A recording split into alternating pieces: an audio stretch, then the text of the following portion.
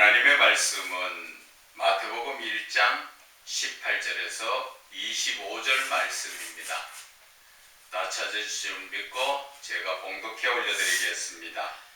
예수 그리스도의 나심은 이러하니라. 그의 어머니 마리아가 요셉과 약혼하고 동거하기 전에 성령으로 잉태된 것이 나타났더니 그의 남편 요셉은 의로운 사람이라 그를 내려 드러내지 아니하고 가만히 끊고자 하여 이 일을 생각할 때에 주의 사자가 현몽하여 이르되 다윗의 자손 요셉아 내 아내 마리아 데려오기를 무서워하지 말라. 그에게 잉태된 자는 성령으로 된 것이니라. 아들을 낳으리니 이름을 예수라 하라.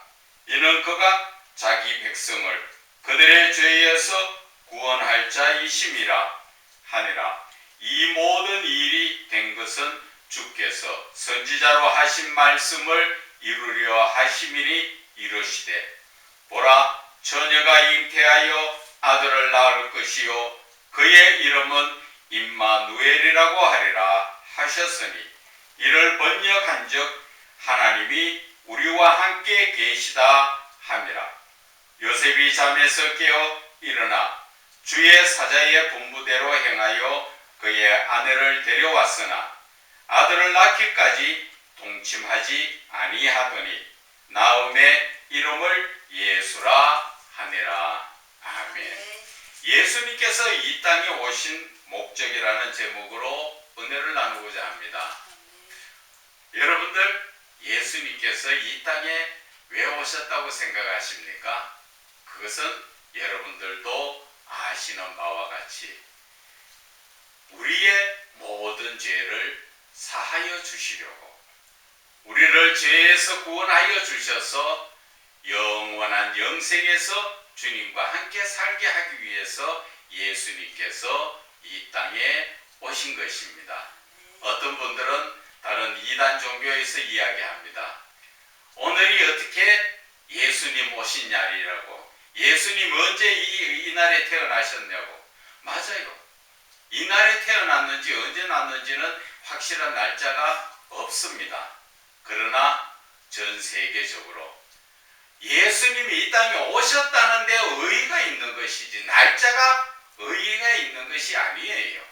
그래서 우리는 이 성경 전체의 흐름 속에서 하나님께서 우리에게 무엇을 말씀하시는가 하는 것을 우리가 영적인 그 부분을 깨달아야 우리가 은혜를 받고 또 하나님의 뜻대로 순종하며 살아갈 수 있는 것입니다. 자, 오늘 먼저 본문의 말씀을 보게 되면 예수 그리스도의 나심은 이러합니다. 이러하니라 하면서 예수님이 어떻게 태어나셨는가 자체를 설명하지요. 그의 어머니 마리아는 처녀였지요. 남자를 알지 못했던 처녀였었는데 그가 요셉과 약혼하고 동거하기 전에 요셉과 이제 결혼을 하기 위해서 약혼을 먼저 했지요.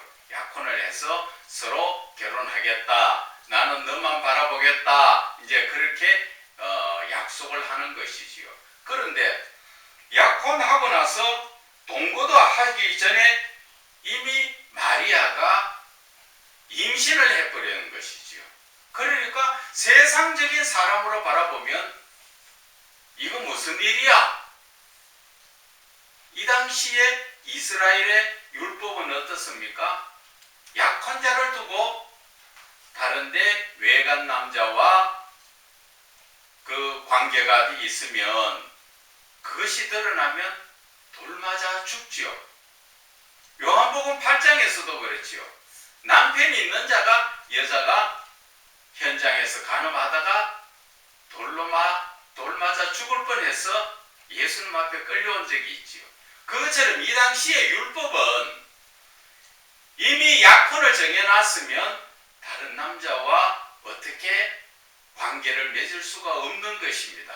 그것이 율법상에 드러나면은 간음하지 마라. 그래서 간음한 자는 돌로 쳐 죽이지요.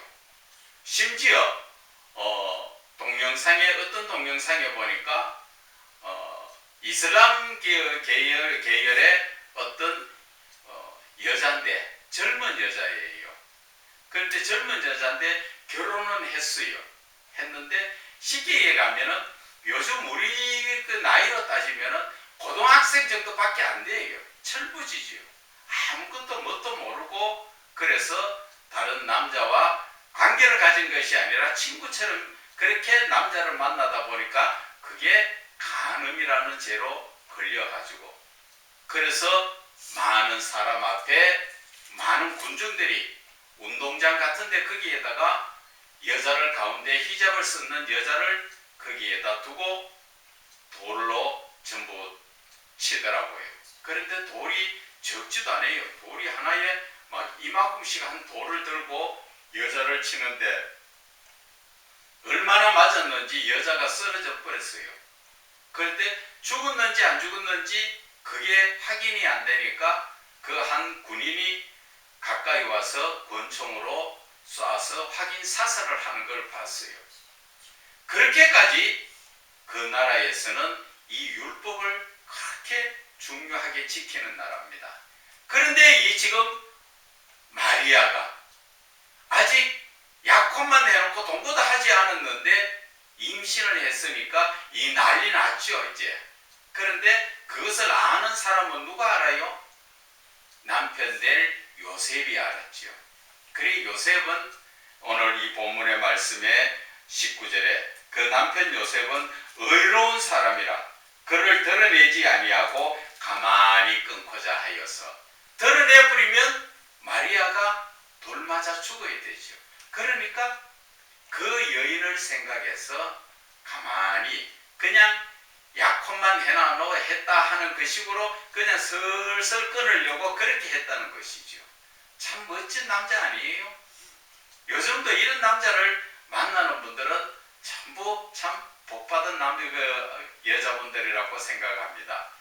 얼마나 자기하고 관계도 없는데 그 여자를 생각해서 조용히 그것을 마음껏 무마하려고 하는 참 진짜 멋진 남자입니다. 여러분들 그런 남자분들 만나시기 바랍니다. 자, 그래서 요셉은 의로운 사람이라서 그를 드러내지 않고 가만히 끊고자 할 때, 이때 이제 일이 시작이 되는 것입니다. 20절에 이 일을 생각할 때에 주의 사자가 현몽하여 하나님이 보내신 천사가 꿈속에 나타났다는 것이죠. 누구에게? 요셉의 잠자는 그 꿈속에서 요셉에게 나타났지요. 그러면서 다윗의 자손 요셉아, 네 아내 마리아 데려오기를 무서워하지 마라. 참 하나님이 보내신 천사가 이 말을 이야기해 주지요. 그리고 그에게 잉태된 자는 성령으로 된 것이다. 성령으로 잉태됐다는 것이죠. 과거에 어떤 한 분이 그랬습니다. 그분의 이야기를 따지면 그분은 예수를 안 믿는 분인데 학식도 있고 좀 많은 지식과 학식이 꽉 차신 분입니다. 그래서 제가 예수를 믿고 목사라는 것을 알고 저를 테스트하려고 시험하려고 저한테 물었습니다. 목사님, 예, 말씀하세요. 생물학적으로 죽었던 사람이 살아날 수 있습니까? 생물학적으로는 안 되지. 죽으시면 그 생명이 끝났으니까 다시 살아날 수가 없는 게 생물학적입니다. 그런데 성령께서 저에게 딱 깨닫게 해주시는 게 생물학적으로는 안 되는 건 맞습니다. 그런데 신학적으로는 가능합니다. 그렇게 이야기하니까 더 할 말이 없죠. 신학 속에 생물학도 있고 자연학도 있고 여러 학문이 다 신학 속에 들어 있습니다. 모르는 사람이 아직까지도 신학에 대해서 제대로 공부하지 않은 사람들은 뭐라 그럽니까? 철학 속에 신학이 들었다 하는데 그것은 잘못 알고 거꾸로 알고 있는 거예요. 그래서 오늘 그분의 말씀대로 그분이 저를 힘들게 한순간 힘들게 하려고 했던 말로 이 말을 풀어보면은 생물학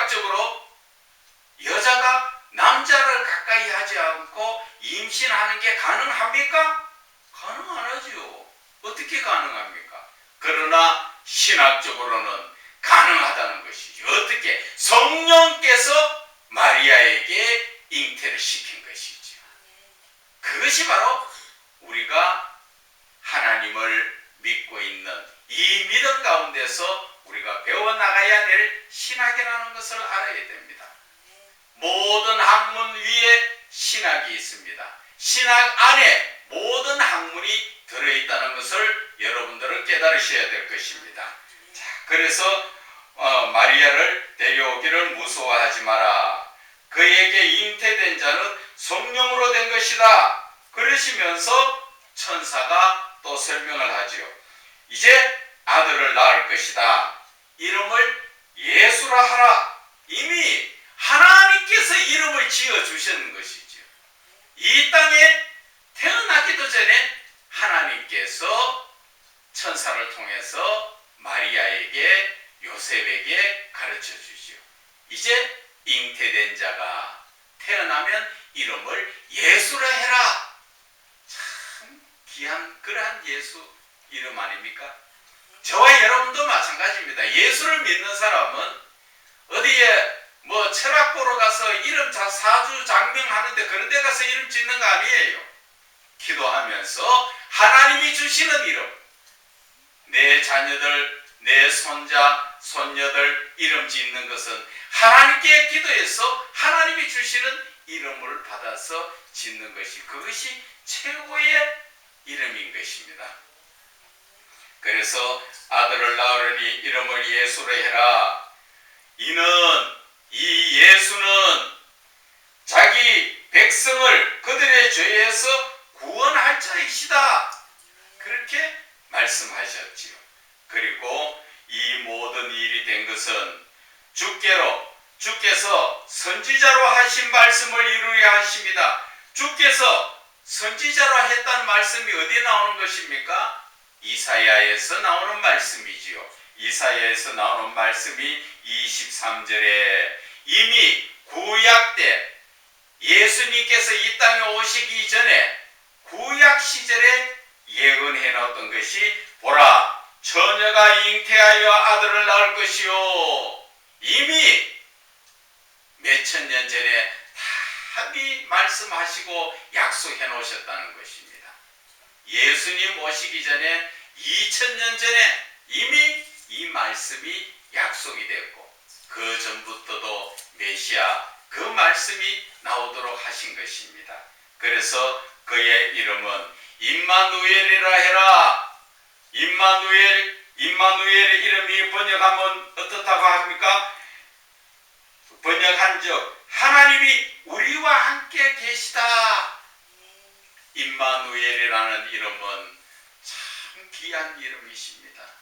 그런데 이 임마누엘이라는 이름은 아무나 잘 개인적인 입장에서는 거의 쓰는 사람이 없습니다. 교회의 이름은 임마누엘이라고 하지만 사람의 이름은 임마누엘이라고 하는 사람들이 극히 드물지요. 그것이 바로 하나님께서 택한 자에게 주시는 이름이라는 것을 마음에 새기시기 바랍니다. 그리고 나서 요셉이 잠에서 깨어 일어나 주의 사자의 분부대로 행하여 잠에서 이제 깨서 꿈속에서 천사가 내게 하신 말씀대로 그래 가서 마리아를 데려오자. 그리고 그의 아내를 데려왔으나 아들을 낳기까지 동침하지 않았다는 것입니다. 그래서 아들을 낳았을 때 이름을 예수라 그렇게 말씀을 하시는 것입니다. 오늘 이 본문의 말씀의 요약은 바로 예수님께서 성령으로 잉태되어서 처녀의 몸 마리아에게서 나셨다 하는 것을 그 요약해서 말씀하시는 것입니다. 자, 여기에서 보면은 우리가 예수님께서 이 땅에 왜 오셨을까 하는 그 오신 목적을 우리가 알아야 된다는 것입니다. 우리가 오늘 성탄절이라고 해서 많은 분들이 아니 전 세계의 기독교인들과 기독교인이 아니라도 이 성탄절을 기뻐하며 즐거워하고 거기에서 잔치를 하고 별 참 기뻐하는 모습을 많이 드러내지요. 그런데 저는 여러분들에게 한 가지 말씀을 드리고 싶은 게 있어서 오늘 이 본문의 말씀을 잡은 것입니다. 우리가 예수님이 이 땅에 오셨으니까 기쁘죠. 왜 기쁩니까? 그것은 바로 우리를 죄에서 구원하시기 위하여 오셨다는 것이지요. 예수님이 오시지 않으면 하나님 외에는 죄의 문제를 해결할 수 있는 분이 없다는 것이지요. 인간이 아무리 돈이 많고 재물이 많고 많이 배우고 능력을 가졌다 해도 나이가 가지고 있는 죄의 문제는 아무도 해결할 수가 없는 것입니다. 예수님은 우리의 죄를 해결해 주시려 오늘 이 땅에 오셨다 그렇게 이야기하죠. 그래서 우리는 기념을 한다고, 어떤 분들은 그 케이크를 준비해서 예수님 오늘 오셨으니까 성탄 케이크, 성탄 추리 여러 모습으로 해놓고 기뻐하고 즐거워합니다. 그것이 당연하지요. 그런데 제가 오늘 말씀드리고 싶은 것은 그것으로 끝나는 게 아니라는 것이죠.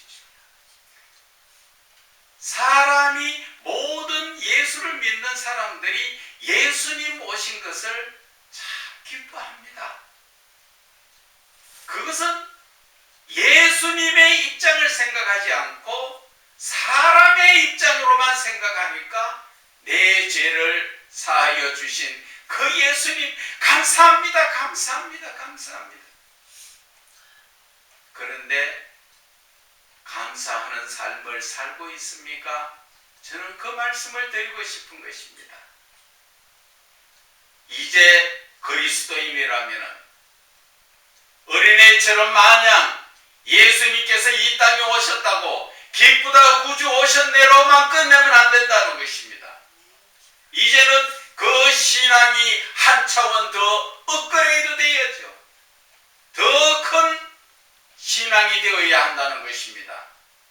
어떻게 해야 그 신앙이 더 큰 신앙이 됩니까? 나는 예수님이 오셔서 구원받으면 좋지만 예수님은 우리를 위하여 이 땅에 오셨을 때 얼마나 많은 고난을 받으시고 그 십자가에서 모진 고난 속에서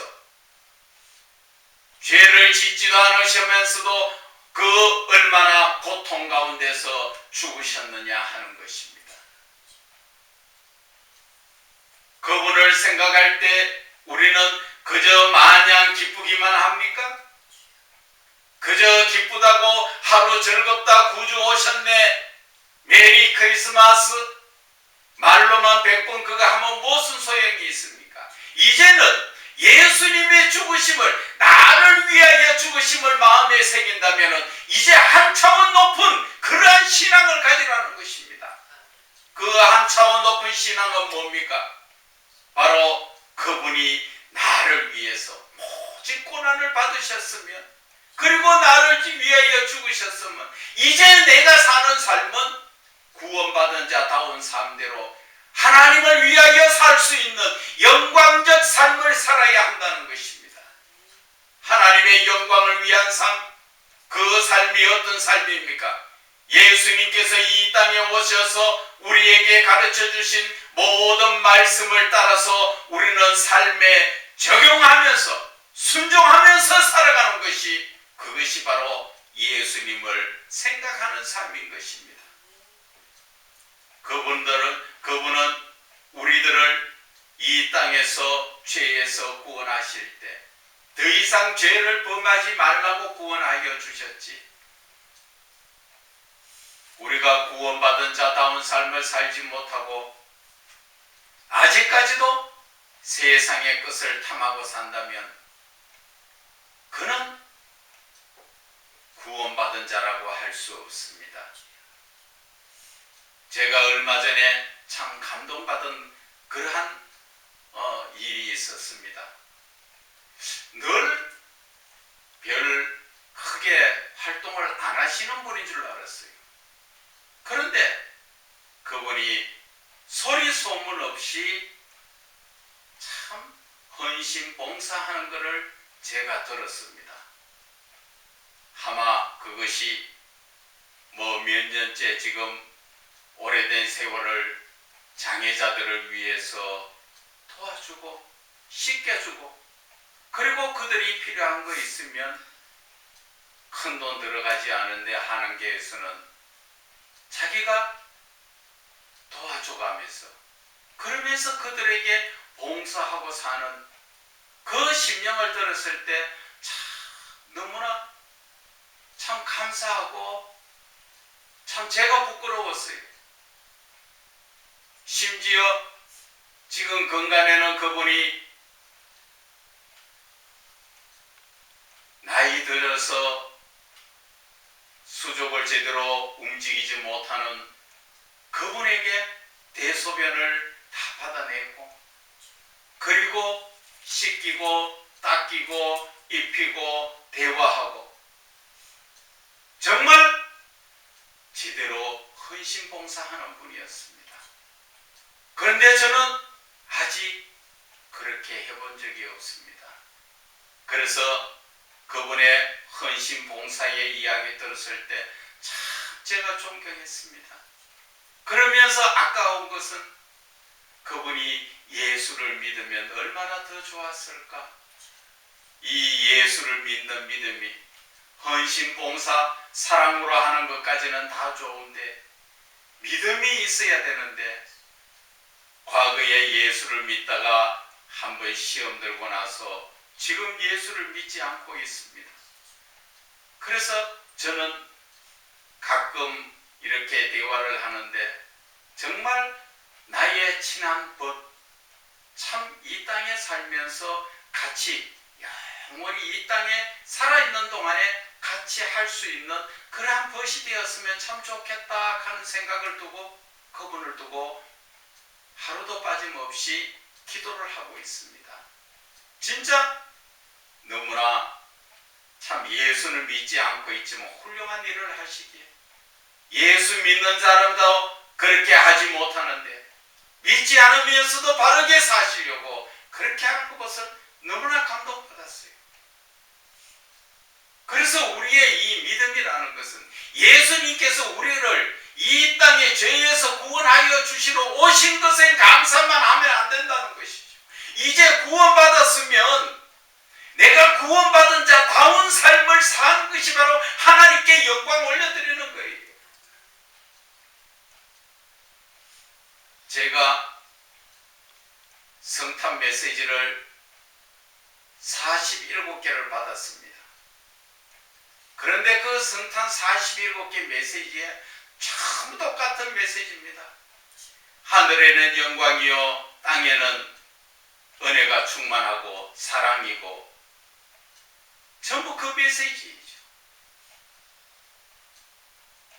하늘의 영광을 올린다는 것은 우리가 하나님의 자녀답게 살아야지, 내가 그리스도인답게 살아야지, 내가 뭔가 세상 사람하고는 다르게 하나님의 말씀을 붙들고 살아야지 하나님께 영광이 되지.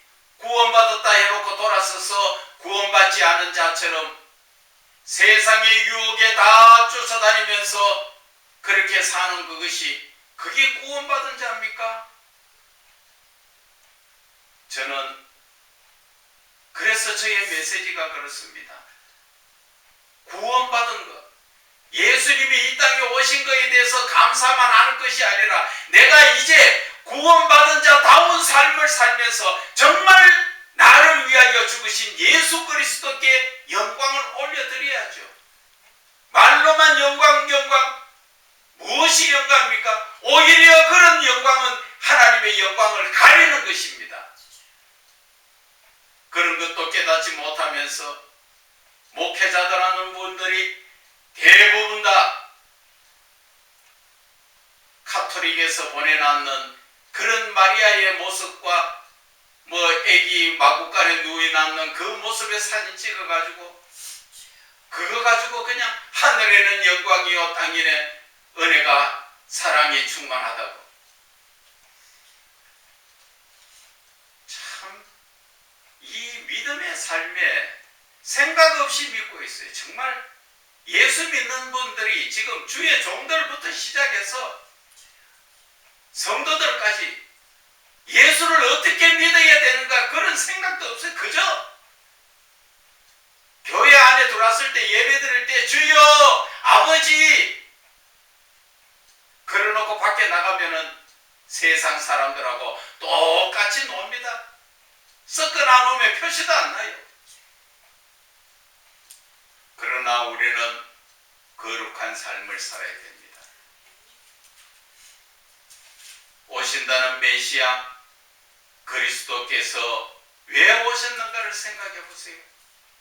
저와 여러분을 죄에서 구원하러 오셨는데 저와 여러분은 구원받은 자다운 삶을 살고 있습니까? 예수를 믿습니까? 구원해 준다니까 아멘 하고 예수 믿는다 하지만 여러분들 삶은 믿는 삶이 아니에요. 그것은 그렇게 사는 것은 믿는 게 아닙니다. 믿는다는 삶은 하나님께서 주신 모든 말씀을 아멘으로 받았으면 그 말씀대로 내 삶을 그대로 적용시켜서 내가 그리스도인다운 삶, 하나님의 말씀을 따라 사는 삶을 사는 게 그것이 믿는 거예요. 그런데 많은 분들이 믿습니다. 하나님 이거 주세요, 저거 주세요. 내 필요할 때 하나님 다 찾아놔 놓고 내가 내 삶은 하나님을 어떻게 믿습니까? 하나님은 염려 걱정하지 마라 하는데 여러분들 염려 걱정합니까? 안 합니까? 항상 기뻐하라 말씀하신데 여러분들 기뻐합니까? 쉬지 말고 기도하고 범사에 감사하는데 여러분들 그렇게 하십니까? 그렇게 하지 않는 것은 믿는 것이 아니에요. 교회만 들락거리고 이사야 말씀처럼 내 마당만 밟는 교회 마당만 밟고 다니는 그런 신앙이에요. 오늘 우리는 예수님께서 이 땅에 오셔서 저와 여러분을 위하여 죽으신 그 희생의 사랑을 생각할 때 이제는 삶이 바뀌어야 됩니다. 신앙 자체도 한 단계 더 업그레이드 되어서 차원 높은 신앙으로 내 자신만 어린아이들처럼 그저 기쁘다 오셨네가 아니라 내가 이제 구원받은 자들이 구원받았으면 어떻게 앞으로 하나님의 영광을 위하여 살아야 될까? 그것을 우리는 생각하며 나아가야 되는 것입니다. 그것을 놓쳐버리면 예수님은 이 땅에 오셨다고 이야기하지만 여러분들하고 아무 상관없는 그러한 하나님의 십자가의 희생이 되는 것입니다. 여러분들 이제 마음에 다시 한번 여러분들의 신앙을 생각해 보세요. 믿지 않는 분도 똑바로 살려고 그렇게 애를 쓰고 헌신 봉사하며 그것을 기뻐하는데 믿는다는 사람이 자기 거 조금 손해볼까 싶어서 발발 떨고 앉아서 아까워서 내 새끼는 주는데 그렇게 살아서는 예수 믿는 사람 아니에요. 예수님은 하나님을 사랑하듯이 내 이웃을 사랑하라고 하셨어요.